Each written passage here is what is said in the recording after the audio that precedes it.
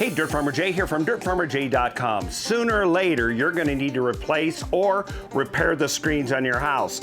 You can pay to have somebody else do it, but why? Just do it yourself. I'll show you how.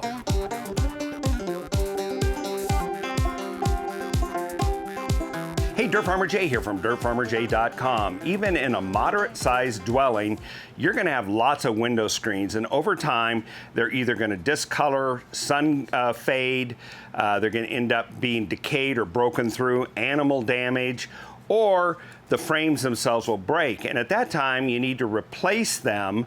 And you have a choice. You can either go down to some of the smaller hardware stores. In some areas, I've seen Ace Hardware, for instance, has a rescreening service, or you can buy the parts, which are really simple, and rescreen it yourself.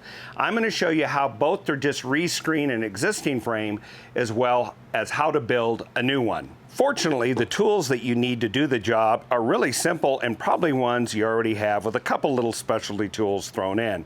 You'll need a hacksaw to cut the metal frames, although you can cut it on a power saw using a carbide round blade, and we'll show you that in a bit as well. You'll need a pair of scissors, some masking tape, measure, pencil, and I like to use a little tri-square here or combination square just to show the mark clearly. And then you'll need a couple specialty tools that are inexpensive and easily attainable at your home improvement outlet. This is a roller spline tool.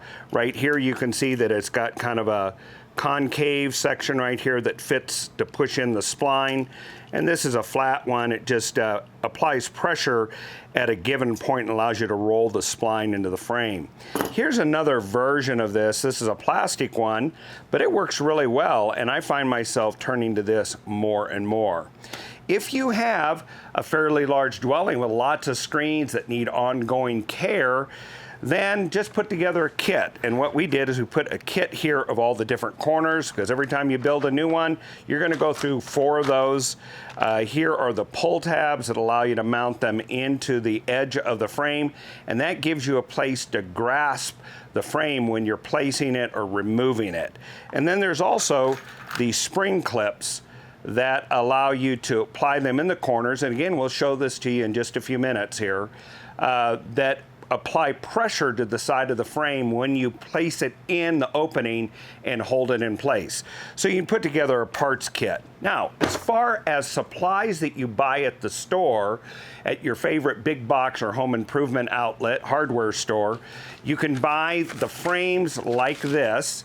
This happens to be a kit that comes with 4 lengths, and if you look close, you'll see some of the parts I just called out are right there in a packet.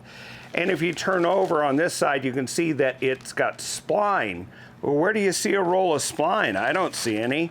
Well, it's right there in the grooves already. They have pre-splined the pieces, so you have all the right lengths. You pull that out, or you can cut it as you go, and then the spline that's down the track is what's used to hold in the screen.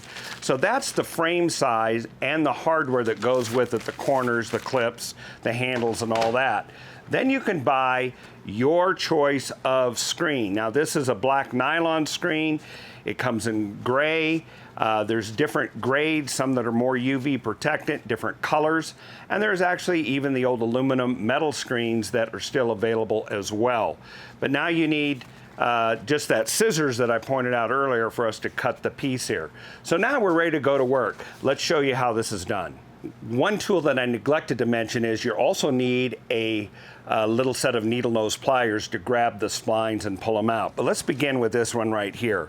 If you look close here, you can see where the spline is right in the corner right here. There it is. So what we're going to do is get a hold of that, grab it with your needle nose, and simply holding the frame down. Make sure you do that because you don't want to distort. You're going to go ahead and pull the spline out and discard. Then we're going to work around. Now, this was done with individual pieces of spline. Many times you can just work around the entire frame with one piece of spline and just turn the corners tightly. In this case, we're actually pulling out the 4.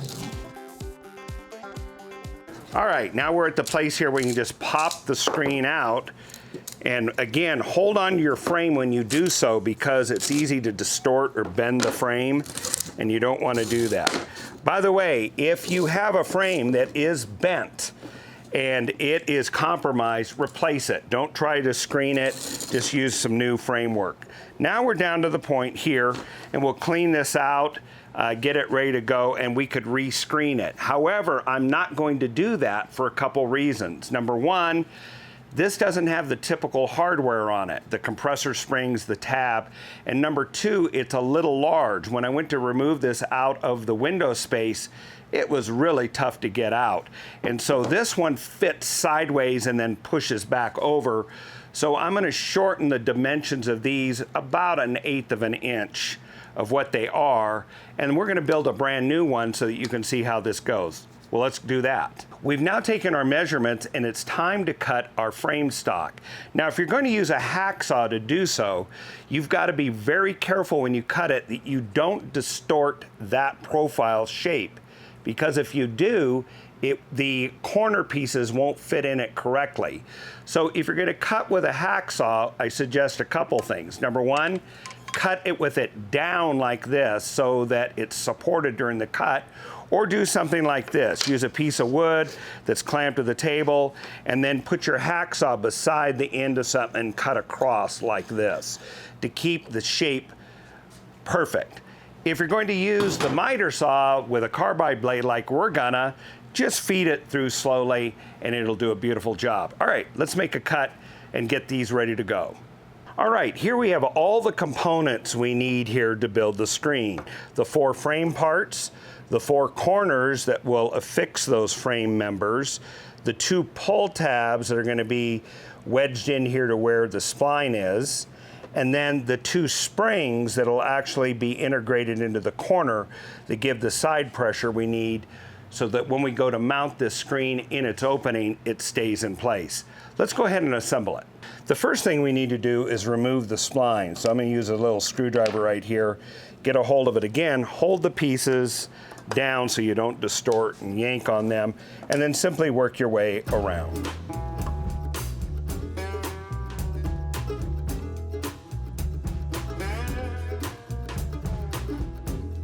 Okay, so the first thing we'll do is start to assemble the screen on this side over here. These pieces are simply going to go in to the corners, and you'll need to work them in a little bit. And when you do, what you're getting them to do is to follow this profile. I find it helpful to stand it up on end like this, and then I just use a little hammer, a little soft hammer, and kind of tap them in. And it may take a little finesse, but you'll get them to go in. There it goes. And when they're tight, everything lines up beautifully, the spline track and everything. So now the next one goes in.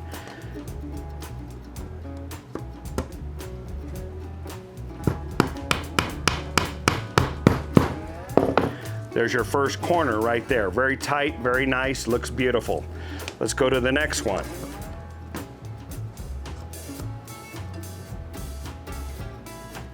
You can see why it's important not to have the ends distorted, otherwise these won't go in. And even with them clean cut, it takes a little bit of finessing to get them to go in correctly. Don't overdrive them, there you go. And now we're down to the end here on the other side, but there's a difference here, and that is these pieces, these little spring clips, need to go in the channel like this, then the corner gets inserted. And there's your spring clip that provides the side tension. We'll reverse, do the same thing over here.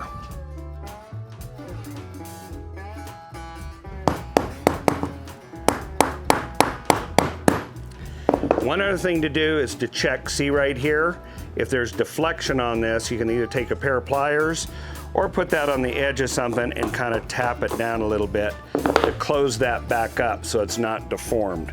You can see down here it did it a little bit too, where that widens out. So address those before you continue.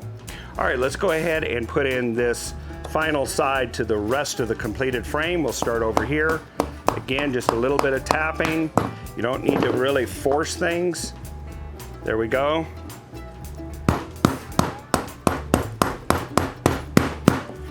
And here you have this really nice solid frame with your springs. The only thing that's left is you need to put in the pull tabs. And the pull tabs have little flanges on them and little shapes that allow you to pop them into the spline track.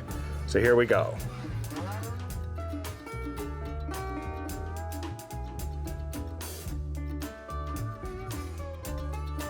Okay, now it's time to install the screen. As you can see down here, we have cut a piece of screen that is got enough size around it. You need to about an inch over. This is a little larger than it needs to be, but it gives us insurance. And since this is a display of your craftsmanship, take the time to get it square on the frame. Don't have it running like that where the lines in the screen aren't running parallel or square to the frame.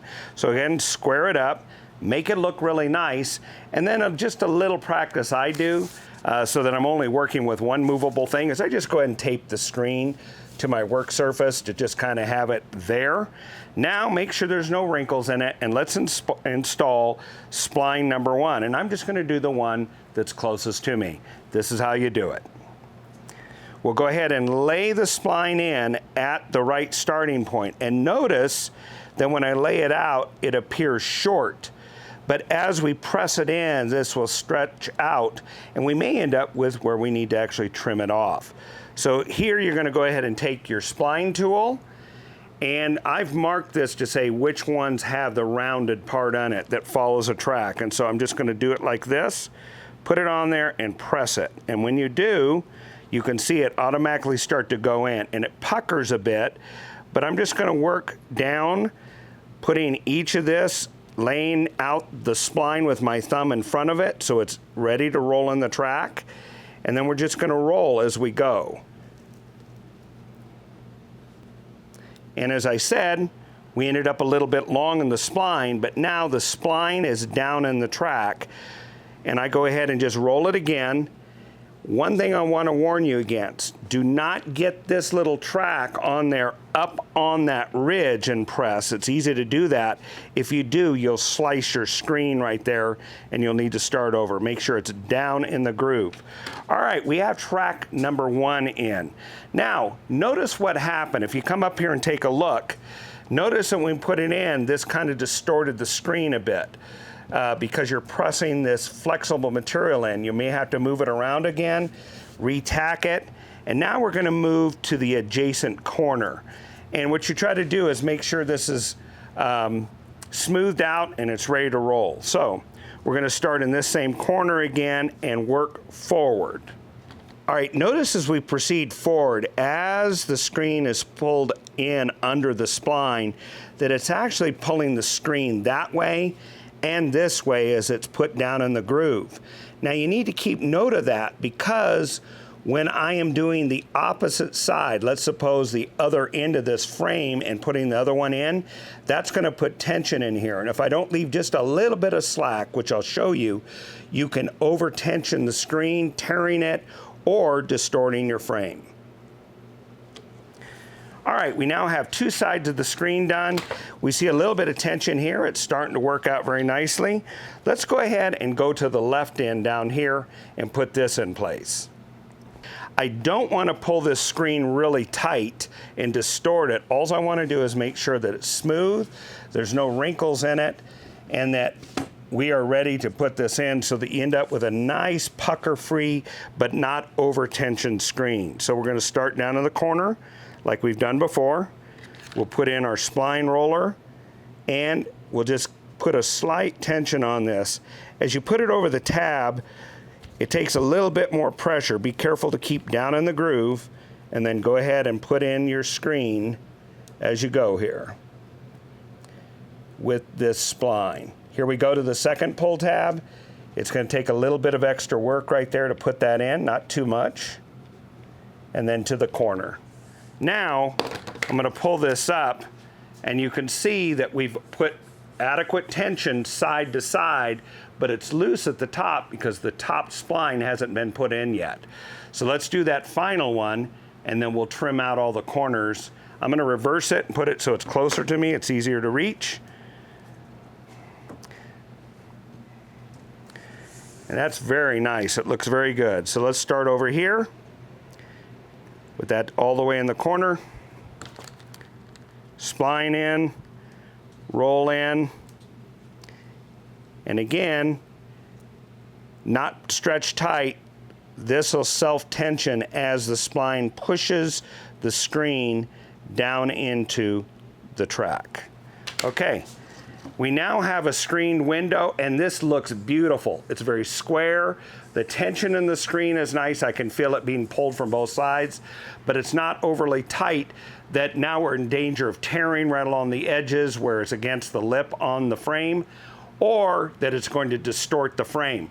Remember again, if you're doing a large frame, let's say a 24 by 48, and this long side, you can actually put spacers in, pieces of wood, lath, something like that, so that when you put in this, it can't hourglass and pull in, and you get the right tension in the screen, and you end up with a really beautiful and attractive unit. All right, we're almost done here. Now you need a utility knife, another tool that I neglected to mention, but you need a new sharp utility knife, and you're going to trim out both the splines but also the excess screen. Now, word of caution, when you slice, you need to hold this at a high angle to the outside and cut like that. Do not hold it at a low angle, because if you do, you're in danger of encountering that inner edge and the screen that's going over it, and you could slice the screen. So hold this up at a high angle and slice.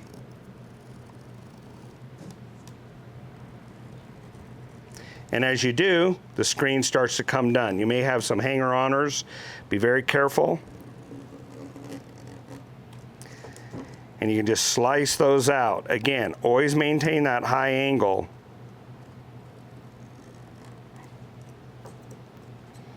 And you clean that right up. Just work your way around the whole screen. Always the high angle. Did I mention that you need a high angle? All right, so here's the finished product. We took some time to clean up all the corners, cut the splines to length. As you can see, this is really clean and pretty, and you did it yourself. You know, there's another thing. If you live in a more rural setting, you may have a hydrant faucet on your property. And if it develops a leak, check out this video where we show you how to repair it all from the top without digging it up. And then also check out this other YouTube episode that we created for you that YouTube thinks matches your interest. Well, how did they do? Hey, until the next time, this is Dirt Farmer Jay from dirtfarmerjay.com.